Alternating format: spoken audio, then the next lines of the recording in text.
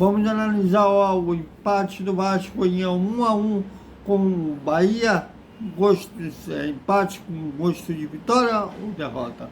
Vamos falar sobre isso após a vinheta.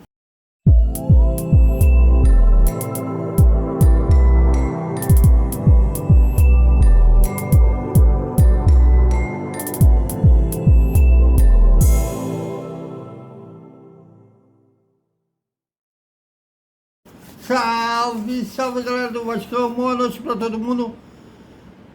E o Vasco foi um Vasco de dois tempos diferentes, distintos.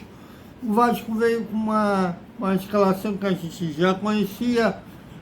Havia uma expectativa de o Payet iniciaria o jogo ou não, mas o Ramon Dias optou por uma escalação, vamos dizer assim, mais conservadora, né, já mantendo o Serginho, já que o francês ainda não está com o ritmo de jogo ideal. Só que para ter ritmo de jogo mesmo, é só jogando. Mas o argentino optou por deixar o francês no banco. E o Serginho era aquele cara para ser a válvula de escape, quando o Vasco estivesse com a bola, contra-atacar com rapidez, e não conseguiu ser o cara, e era o cara que teria que dar a cobertura ao Robson na lateral direita, também não fez esse papel. O Gabriel Peck deveria fazer essa tabelinha com o Paulinho pela esquerda, o Piton na esquerda e o Paulinho mais centralizado, já que o Paulinho, o Bachete ficaram tomando conta ali no meio campo com o Vasco com a bola. Só que o Serginho não foi essa cobertura na lateral direita, tanto que o Bahia chegava com perigo para aquele lado, e o Vasco atacava mais pela esquerda, mas o Pinton não estava em uma boa noite, não acertou nenhum dos cruzamentos que ele fez, e foi pela direita que saiu o gol do Bahia, já no final do primeiro tempo, aos 44 do primeiro tempo, quando o Serginho deixou um toque, uma tabelinha pelo lado direito, que houve um cruzamento, e passaram fácil pelo Robson, houve um cruzamento, e o Pinto dormiu e o Ademar completou para o fundo da rede. E no segundo tempo, o Ramon, já no intervalo, providenciou 3 substituições, entrando o Payet, fazendo a sua estreia o francês, entrando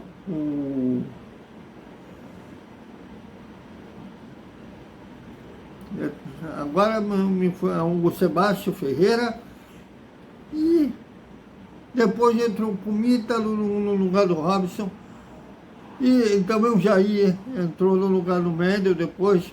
Jair é um capítulo à parte, um capítulo negativo à parte. E quando houve a entrada do Jair, um Mendel que começou como volante e voltou para a zaga, e teoricamente o Vasco estava melhor no segundo tempo, e foi por mim. E também teve a entrada do Marlon Gomes, que a gente não pode deixar de mencionar, que também melhorou o lado esquerdo. O Gabriel Peck, abre teu olho, que hoje o Marlon Gomes pediu passagem, e foi o Marlon Gomes que sofreu um pênalti, que resultou o gol de empate do Vasco. Miguel com 100% de aproveitamento nas cobranças de pênaltis, todas que o argentino bateu, ele conferiu. E um detalhe, o Gilberto, que teve já passagem pelo Vasco, hoje está no Bahia, já tinha cartão amarelo. Quando ele fez o pênalti no Marlon Gomes, aliás, não foi um pênalti qualquer, ele deu uma tesoura no Marlon Gomes, que era para ter um segundo amarelo, consequentemente a expulsão. O árbitro apitou o pênalti com convicção, mas não deu cartão para o Gilberto. que aí mudaria a história do jogo, já que o Bahia estaria com um homem a menos, muito provavelmente o time baiano não sairia tanto para atacar, já que teria a desvantagem numérica, e o Vasco tomaria conta do jogo. Ainda assim, o Vasco foi explorando os contra-ataques, teve um gol claro perdido pelo Jair, e o Vasco foi o outro Vasco, o Paes Campos, vem como um jogador diferenciado, faz toda a diferença, mas faltou ainda aquela melhoria no passe para, quem sabe, sair com a vitória. E depois, numa disputa de bola, o Jair, de uma forma infantil, deu um cotovelo no jogador do Bahia, foi expulso. Aí, com um homem a menos, já que o Vasco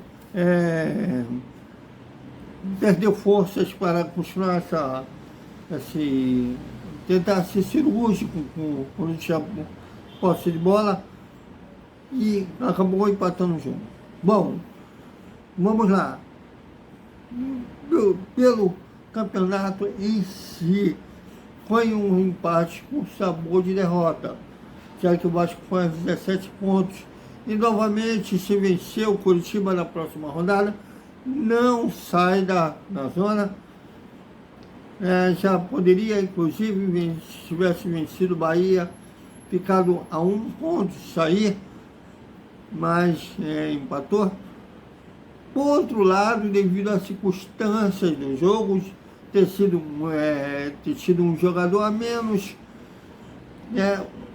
desse lado aí foi um empate com sabor de vitória. Agora, em termos das circunstâncias finais do jogo, o empate foi ok. Agora, em termos de campeonato, o empate foi uma tragédia. Queria ter vencido, até porque eles venceram o turno por 1-0. Ainda mais se fosse de virada. O Vasco ainda nesse ano não venceu nenhum jogo de virada, mas ficou para a próxima. No caso aí do Bahia, só no ano que vem, né? No caso, o Vasco não venceu o Bahia nesse Campeonato Brasileiro, perdeu no turno, empatou no retorno. Mas, por outro lado, tive a sensação que o Vasco vai sim, deu confiança, que o Vasco vai sim sair dessa zona indigesta, questão de tempo. Se vencer o Curitiba, que hoje é o lanterna do campeonato, vai a 20 pontos, ainda não sai, dependendo dos resultados do próprio Bahia, do Santos, o Vasco fica a 1 ou 2 pontos de sair, e tem um clássico contra o Fluminense, e também tem um jogo que ainda falta o Vasco jogar, do turno, contra o América, aquele jogo adiado, que foi marcado para esse mês de setembro, e o Vasco sair dessa zona indigesta. Agora, é uma dúvida cruel. Se o time fosse muito bom, tivesse várias opções no banco de reservas, como no time titular, tem aquela discussão saudável, quem acha melhor que quem. Hoje, no caso da lateral direita, a gente discute que é o menos pior. O Pumita anda em uma fase, e o Robson, contrato a bola, ele é uma tragédia. Ele não tem nenhuma. Eu acho que lateral direito tem que ter velocidade, tem que ter técnica com a bola nos pés para chegar na linha de fundo. E o Robson é puramente zagueiro, e olha lá. Tem aqueles zagueiros que dá bicão na bola porque ele não sabe driblar, não sabe fazer outra coisa. Eu não sei nem como que o Robson passou numa peneira quando era criança. Assim como a gente fica, como que o Pumita, que é um cara aqui, um lateral que tem ofensivamente ok, mas defensivamente é uma tragédia. Como que ele é essa seleção? Mas o Mita, por mais que ele seja fraco na marcação, ofensivamente, ele é melhor que o Robson. Mas cada um tira suas conclusões, né? Pode comentar, não tem certo ou errado, comentem, opinem. Aqui a galera tem moral, aqui todos têm vez. Bom, para o jogo contra o Curitiba, o Vasco não poderá contar com Medel, que levou o terceiro cartão amarelo. Não terá um Jair entre os relacionados, que foi expulso. Em compensação, terá um retorno do Zé Gabriel, que cumpriu suspensão hoje contra o Bahia. Então deverá, obviamente, entrar naquela formação Medel e Léo, fazendo a dupla de zaga, e o Zé Gabriel retornando aí, sendo o escudo da dupla de zaga.